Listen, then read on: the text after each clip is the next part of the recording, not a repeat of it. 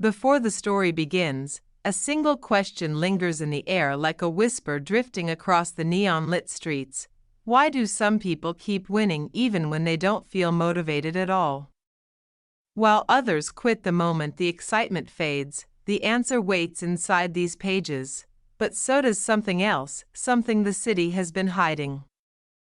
It was 1997 in Metro Oriona, a city that hummed with electricity and secrets. Neon lights flickered like restless thoughts. Alleyways twisted like choices waiting to be made. People chased dreams here, some with fire, some with fear, and some with nothing but a burst of motivation that burned out before sunrise. But beneath the noise, beneath the ambition, the city held mysteries that only revealed themselves to those who paid attention. This story isn't just about discipline. It's about what happens when discipline leads you into places motivation would never dare to go. And it begins with Johny Mercado, a young man who would learn that motivation is a visitor, but discipline is a roommate. Johny Mercado lived on the 12th floor of Riverside Heights, a concrete building that had seen better decades. At night, he climbed the fire escape to the rooftop, where the city stretched beneath him like a glowing circuit board. The wind carried the scent of gasoline, street food, and the faint promise of rain. Up there, Johny dreamed. He wanted to be a street photographer, not the glamorous kind, but the kind who captured truth. The kind who froze the heartbeat of a city in a single frame. But dreaming was easy, doing was hard. Every night he whispered, "Tomorrow, I'll start." Every morning he found a reason not to. He blamed the weather, he blamed his old camera, he blamed his mood, but deep down, he knew the truth. He was waiting for motivation to magically appear, and it never did. One humid evening, Johny wandered into Harborline Station, the busiest transit hub in Metro Oriona. Vendors shouted over one another. Trains screeched as they arrived and departed. People rushed by like they were late for their own lives. Near the far wall, an elderly woman sat behind a wooden crate filled with cassette tapes. Her name was Lola Marites. Her eyes were sharp, her posture steady, her presence strangely grounding. "You look lost," she said without looking up. Johny hesitated. "Just thinking." "Thinking is good," she replied. "But too much thinking. That's how dreams die." He shifted awkwardly. "I'm waiting for the right moment to start something." Lola chuckled, a dry, knowing sound. "Moments don't come. You make them. Motivation is a spark, Iho. Sparks die. Build a fire instead." Johny didn't understand her words then, but they clung to him like the scent of the station. As he walked away, he noticed something odd. A man in a dark coat watching him from the opposite platform, not moving, not blinking, just watching. When Johny blinked, the man was gone.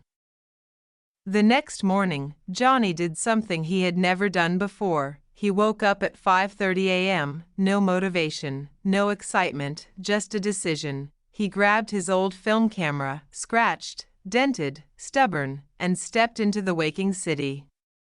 The streets were quiet, the sky was gray, the world felt half asleep. He took photos anyway. Most were terrible, some were blurry, a few were accidentally artistic, but he kept going. And in one of the photos, a shot of an empty alley, he noticed something strange when he developed it later. A silhouette, tall, still, watching, the same shape he saw at Harborline Station. Days turned into weeks. Johny built a routine: wake up at dawn, shoot photos until noon, develop film in his tiny bathroom, study thrift store photography books, review his mistakes, sleep, repeat. Motivation didn't wake him up, discipline did. And slowly, his photos improved. He learned how light behaved, how shadows told stories, how people revealed themselves when they thought no one was watching. But the silhouette kept appearing, sometimes in the background, sometimes reflected in a window, sometimes barely visible in the corner of a frame, always watching. Johny tried to ignore it, but the city had begun whispering to him in ways he couldn't explain. One stormy night, Johny returned home soaked, exhausted, but proud of the shots he had taken. He rushed into his bathroom-turned-darkroom and began developing the film, but he made a mistake. He mixed the wrong chemicals. The entire roll was ruined, hours of work gone. Johny sank to the floor, defeated. "This is pointless," he whispered. "Why am I even doing this?" But then he noticed something. One frame, only one, had survived the chemical error, a blurry image of a street corner, and in the center of it, the silhouette, closer than ever, facing the camera directly. Johnny's skin prickled. Motivation would have quit right there, but discipline whispered, "Get up," so he did. As Johny continued his routine, he met people who unknowingly shaped his journey. There was Timo, the newspaper boy who delivered papers at dawn, rain or shine. "Kuya," he said. "People still need the news." There was Mang Rodel, the taxi driver who worked 16-hour shifts. Motivation? That comes and goes. But bills don't wait. There was Alonzo, the street musician who played the same corner every night. "Some nights I feel nothing. But I play anyway." That's how you get better. These people weren't famous, they weren't rich, but they were disciplined, and Johny realized something. The city was full of teachers, but it was also full of watchers, because each time he photographed these people, the silhouette appeared somewhere nearby. Months passed. Johnny's photos became sharper, deeper, more emotional. He captured a mother shielding her child from the rain, a vendor laughing despite having no customers, a stray dog sleeping beside a broken payphone, a couple arguing under neon lights, a janitor sweeping the street before sunrise. One afternoon, while photographing a street performance in Old Plaza, a woman approached him. She wore a press badge and carried a camera bag slung over her shoulder. Her name was Clarice Vega, a journalist from Metro Lens magazine. "Your shots. They're raw," she said, flipping through his prints. "Real. We need this." Within weeks, Johnny's work was featured in a full spread titled, "The Discipline of the Streets." People praised his talent, his eye, his style, but only he knew the truth. It wasn't talent, it wasn't motivation, it was the mornings he didn't want to get up, the nights he didn't want to keep going, the days he felt empty but still showed up. And in the magazine's spread, in the background of one of the photos, the silhouette appeared again, closer, clearer, almost familiar. With recognition came temptation. Suddenly, Johny was invited to events, parties, and gatherings. People wanted to collaborate. Some wanted to use him.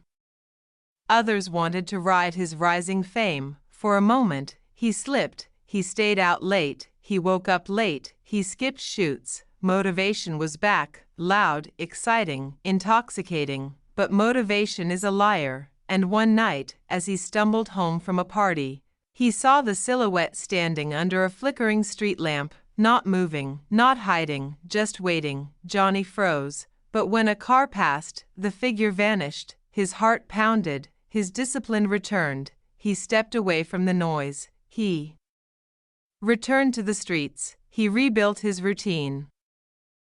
Johny returned to Harborline Station, searching for Lola Marites.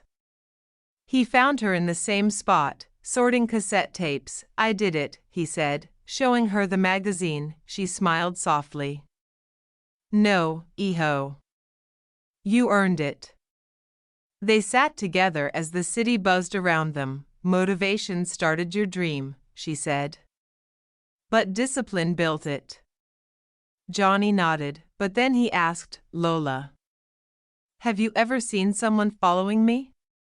Her hands paused over the tapes. For the first time, she looked uneasy. "Some people," she said slowly, are drawn to discipline. They watch those who rise. They watch those who don't quit. What do they want? Johny asked. Lola didn't answer. She simply said, "Be careful what you capture. Some things don't like being seen." Years later, Johny became one of the most respected street photographers in Metro Oriona. His work appeared in galleries, magazines, and schools, but he never forgot the rooftop, the ruined film, the early mornings, the people who taught him discipline, and the silhouette that watched him rise. Some nights, he still sees it, reflected in a window, standing at the end of a street, or lingering in the corner of a photograph, not threatening, not harmful, just watching, as if discipline itself had taken shape and followed him to make sure he never stopped, and he never forgot the question, why do some people keep winning even when they don't feel motivated? Because they don't rely on motivation. They rely on discipline, and discipline, once awakened, never stops watching.